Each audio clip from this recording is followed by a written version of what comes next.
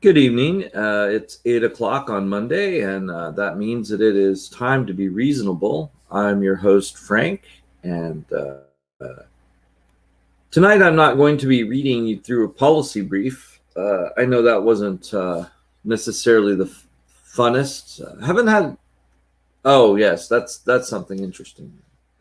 My broadcast partner, a lot of times, she's a friend too, has basically criticized me for saying funnest. So I guess the proper word is not enjoyable. It was probably not enjoyable me going through the ARI policy brief, but I haven't heard anybody say anything either. I was hoping to maybe get some responses from people about their thoughts on it. So I'm going to talk about this, that, and the other thing. One thing I've been really trying to talk to people about and haven't gotten as much success as you would think is the election candidate statement, which so I actually have a brief here. Hold on, let me get it. This is from the California Voters Guide, Los Angeles County. And so it turns out that there is actually a statement in the Los Angeles book for candidate statement guides. And this one is basically, now I'm going to show this to you. As you can see, it's just in like print on a page here. So if you could easily miss it, but what it states is that candidates for local offices have the option of including a statement for which they pay a fee unless the governing body pays the fee, which I guess means that a city or something like that, some cities might have in their charters that they would pay the fee for it, or they might actually use the term free. The candidate statement will be free. So there's other things I intend to go in on this. Like one of the things is I want to know if this is actually like they say that basically the candidate fee is used to pay for the book printing or for the candidate fee printing, and I find it hard to believe that you would need $17,000 a piece, mind you, for a little bit of extra writing in the book. So then the question becomes, what is done with this in the budget? And my argument is that basically this is a way to make it so that John Q. Citizen can't run for mayor. Because if John Q. Citizen doesn't have someone who's willing to pay $15,000, then he's not allowed to run. Now, I know there's also other fees sometimes involved with running, besides standard like printing out your yard signs and your handouts, and obviously having people to go knock on doors, stuff like that. I understand that. But this is not we have a lot of people we have to reach kind of thing. This is something that I think when people see it, and feel free to let me know. I mean, when you see no candidate statement, do you think that this individual just didn't care? Or do you think this guy just didn't have the money for the candidate statement, but he wanted to run a nice, smooth campaign, and it was like spend $15,000 on a statement, or get the message across? Because in my mind, I think that this is a situation where it ends up being a gate. It ends up being a way in which to stop people from running for the office that they're trying to run for. That basically, if they don't have, because it's not a question of raising money. Like you could go and you could raise money early as a mayoral candidate, but the problem is you'd have to spend that immediately. And if you were able to get enough money, I mean, that's like a crippling amount of money to spend on a statement, and a lot of people don't see the importance of it. But at the same time, so from my perspective, as being in the Libertarian Party, as being a libertarian activist, I have to use that term until such time as I can pay my membership fees, because I don't want people to accuse me of lying on air. I will not lie on air. I am an activist in the Libertarian Party and not a member of the Libertarian Party at the moment, because I have not paid for my card yet or my membership. And as I explained before, I'm not going to pay into the California Libertarian Party until the chair steps down or ends her term. And I've explained why that is. And I don't even know if it's political. It does end up being kind of personal, but it is personal. And it's enough to make it so that I will not ever help that human being in anything that she works to accomplish. Period. And I know that's harsh, but at the same time, I love my mom. That's really what it ends up being. So I'm just not going to help that individual, because they're one of those people that believe in choice. And like I said about that specifically, that you always have a choice, even if you don't have a choice. I mean, technically a choice is doing something that will kill you or taking the job you chose. You could have just died, but not great.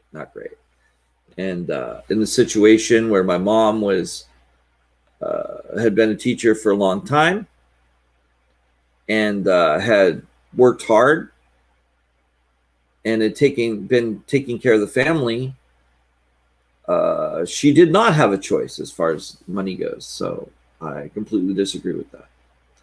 All right. So anyway, the next thing, like I said, the candidates, I would really like to start a campaign, and I've got a friend of mine, Scott Smith. I've talked to him about setting up a button to let people know about this candidate statement thing, because I really do want to start a petition to basically change the way this works.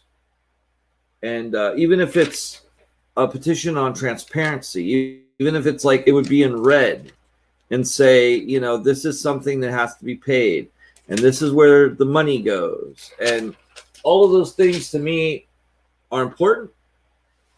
Now, I'm just an activist in the Libertarian Party, and they don't have to listen to me, but I believe I'm still allowed to attend some of the caucuses and stuff, but I may not be able to vote. I don't know exactly what I'll be able to do within the next year, but I have a voice, and I'm pretty good using it. So, yes, that's something that I'm trying to get accomplished. So I thought I'd talk a little bit about Gina Carano for a minute or two, but not too long. And actually, I might have been misspelling her name. I'm not sure pronunciation, but Anyway, we all know about this situation. Basically, she said some things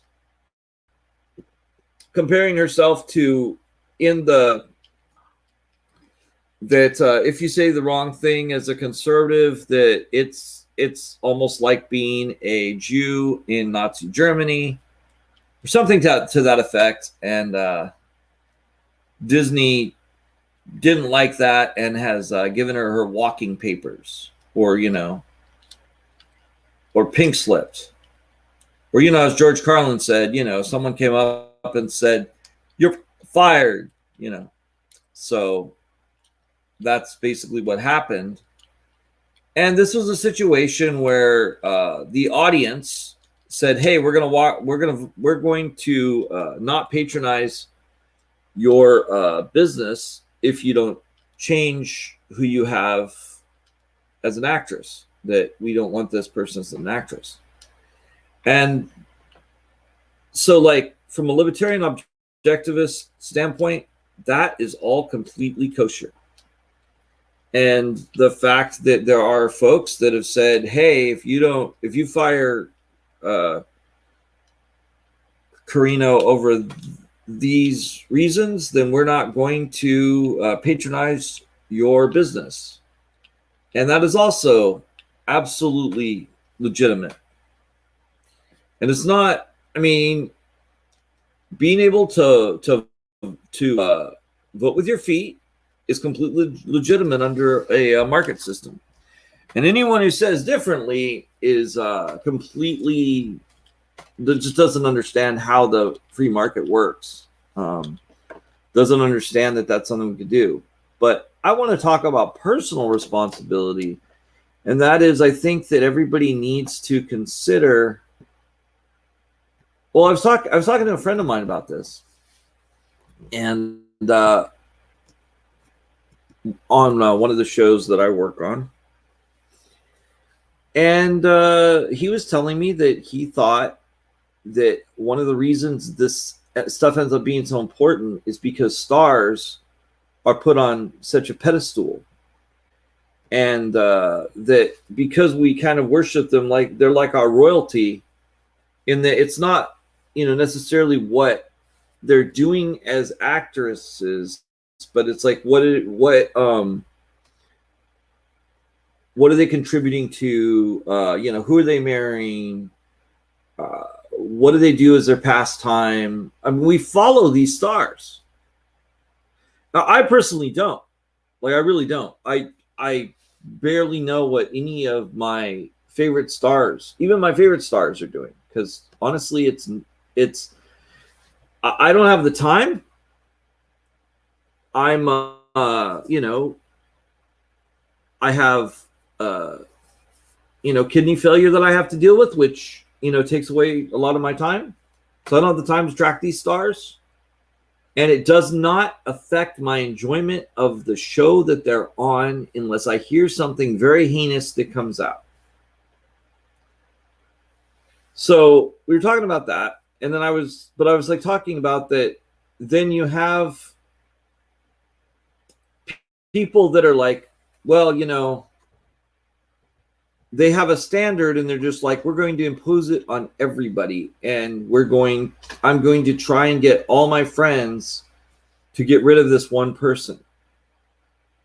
And it just keeps going. There's people that have lists, that just, it's like, well, there's this person, this other person, all these people need to go. And it's just like, now let me explain something to you. You basically, if you are not that you should feel bad about this, but just a straight reality of that, if you are saying we are going to make it so this person doesn't work, and this person is an actress or an actor, or they're in the media, I mean, that decision does affect an individual in a very profound and strong way. And you'd be like, well, they should think about what they did next time. And it's like, there won't be a next time, probably. I mean, somebody's drummed out of the media. What are they going to go do? I mean, I guess they go find another job entirely different. And, so basically their dream is just gone, and their life and reality has changed forever. So I just think that, I'm not saying it shouldn't be done to some people, but I'm saying that you should definitely consider the damage that you are bringing forth on somebody, because I think it's just, as a person with, the ability to reason, we should consider these things. It's not a foregone conclusion that you should destroy Brad Pitt because of the thing he said about the monkeys in the rainforest. You know, what was the context of what was said? What was the you know, where was he? Was it in a role? You know, I mean, I'm not belittling, like I said, this. I'm saying that it's just something that I think should be considered. And, you know, hopefully I don't get canceled for saying that, you know, maybe we should consider things before we do them. I don't think that's a big ask of people to consider something before you do it, as opposed to, oh, let's push this button all day. All right. So I guess we'll talk about the trial for a minute or two, since I watched the trial, watched it a lot. And by the trial, in case you don't know, I'm talking about the impeachment trial. And I think it was very obvious from my standpoint that Trump was guilty. But I've got to say, I was unhappy with CNN's information that came out with the attorney. Like I had heard the North Virginia, South Virginia. Trying to think. Basically, the when the sound bites from the news were coming out, you know, talking about that that there were very good people in the Tiki Torch Nazis, you know, from Trump, which I had always, you know, thought that is what he said, and that was the entirety of what he said. And then I heard the actual full press. I was kind of surprised. And I'm not saying that even at that point what he was saying was 100% good or bad, but what I am saying is that because it does open up a whole nother worm, because basically it's not a statement of him condemning of him not condemning white power communities. In fact, he does. But what it is you know, talking about is that these good people that just wanted to make sure that Robert E. Lee's statue wasn't torn down. And then he makes some points about that, well, you know, all these other white people held slaves to want to tear their statues down. And it's a lot of people in certain communities would be like, yeah, if that's what happened, then yeah, that's what we should do, because maybe we shouldn't aggrandize people. I don't know. Maybe we, you know, I have a friend who says maybe we shouldn't memorialize people. Maybe we shouldn't have big statues to people, because, like, again, it's the same thing of putting, you know, people who have different kinds of intrinsic values on a pedestal and saying that they're like a something to live to. And, you know, there's definitely a lot of things that George Washington, Thomas Jefferson, and John Adams, you know, and Ben Franklin did for this country, but there's and great things to aspire to within those men, but there were also faults that they had. And if you think about it, that's one thing that does come up a lot, is that with history, when you have to say that, when you look at history from a prescriptive way, and you're like, well, this forefather was such a great man, and then you don't look at the bad of it, I think that's where you get into some trouble, where you have to say, well, you know, this is the kind of person that people respect to the point that they erected statues, so we can't say this negative thing about this person. But the reality is these people were people, and they lived, and while they had some great thoughts, they also had some icky ones, just like a lot of people do. you know. And I'm not going to go and say that like humans are fallible, so we shouldn't work to be the best that we can be, because I certainly don't believe that. But I am going to say that people have flaws, warts and all, and that to think somebody is a statue as opposed to a person is probably not the best thing to do. So we've got 10 more minutes on the program, so I'm just thinking here what things we can discuss. Oh, I know what we can discuss.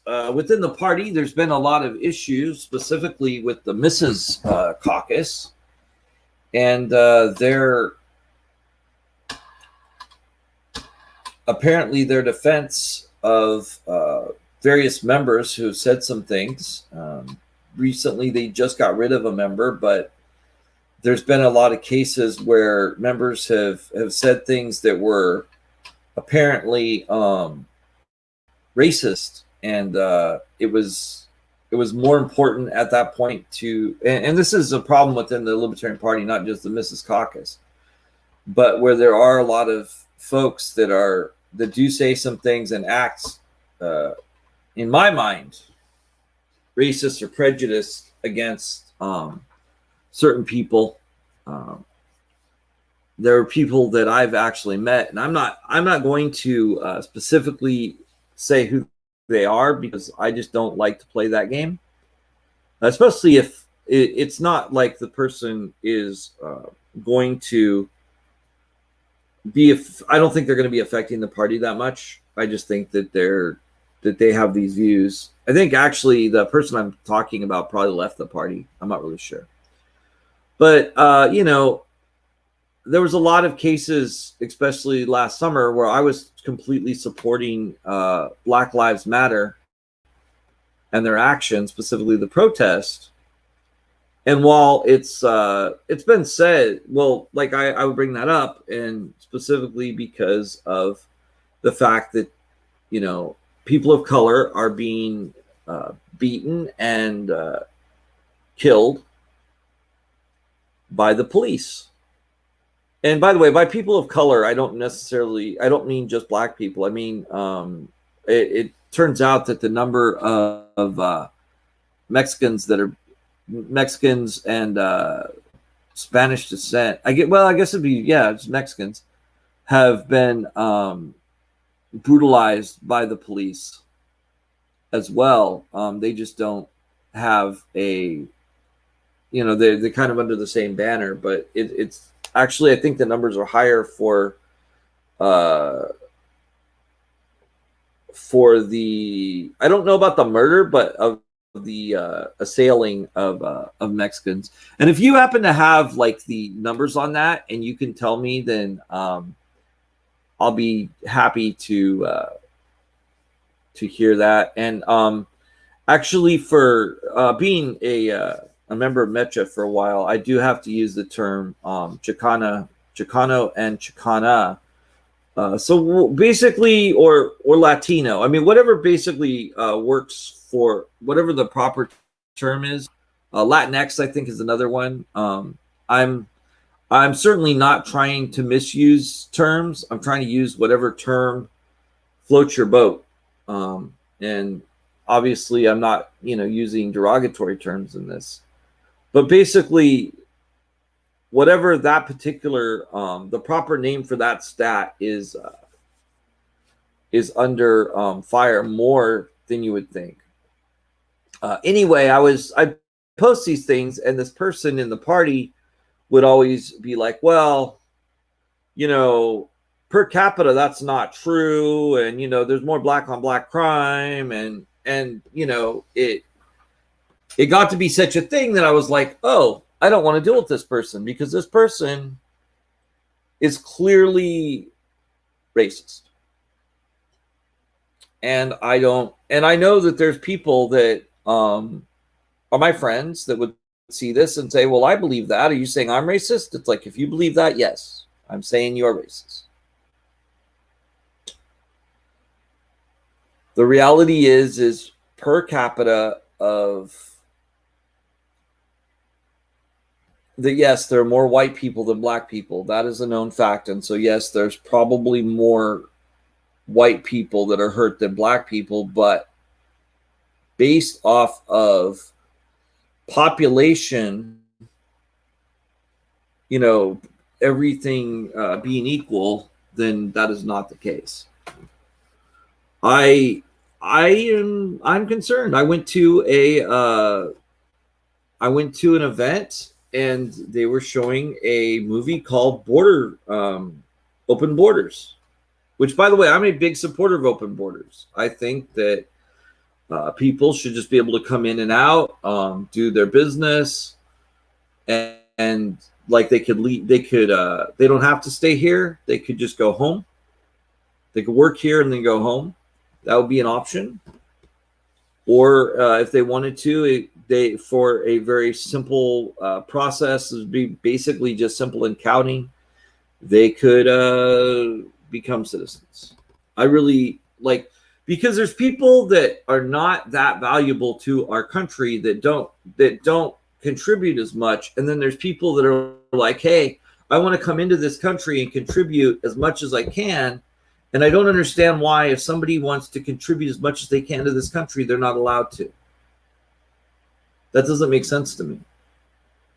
We could have some real, all-stars that want to come in and help to make our country better and make their lives better. And I don't see a reason why we should stymie that. I have a lot of friends that are undocumented that have done a lot of good for this country, that are great entrepreneurs. And my friend,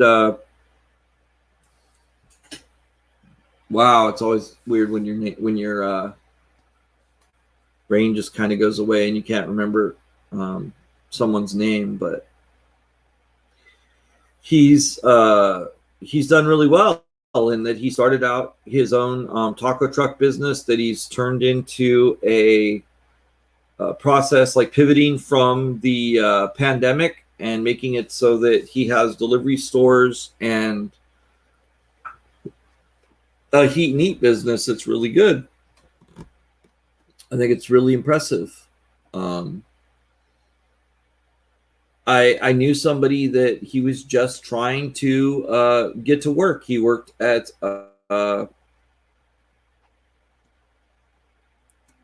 Chipotle, and he couldn't get a license because he was undocumented. But he was brought into this country when he was like 2 or 3. But he'd been contributing to this country the entire time. And that's a thing that like people don't want to look at. But anyway, I was watching Open Borders. And if you ever get a chance to see the trailer, I think I might link it on this episode. But it is horrible. It basically is like, oh, the mixes are going to start hunting down the white people. And it's like this fear-mongering piece of crap that I had to watch that thing for an hour and a half at a film festival. And it's the same exact kind of thing that I'm saying. I'm just saying, like, I think that we need to not be like, oh, well, what we want to do is we don't want to complain about people as we don't want to, we want to point out where everybody is saying everybody's racist because that's the problem. That's not the problem. The problem is that there's too many racists within the party and they need to go. That's what I'm saying. I'm saying if you're a racist, an open racist in the Libertarian Party, I don't think that you should be part of our party. I think you should find somewhere else to be. And I'm not of the mind of, in South Park where Father Mackey is like, there's there's children that are being abused by priests. We have to do something about it. They're like, yeah, we've got to make sure that these kids stop talking. I don't think that's the thing. I think the thing is we need to stop the thing. That brings up another point in the party. That needs to go too. All right, everybody. Well, our 30 minutes is up. This has been Time to Be Reasonable. Have a great day. Or end of the night.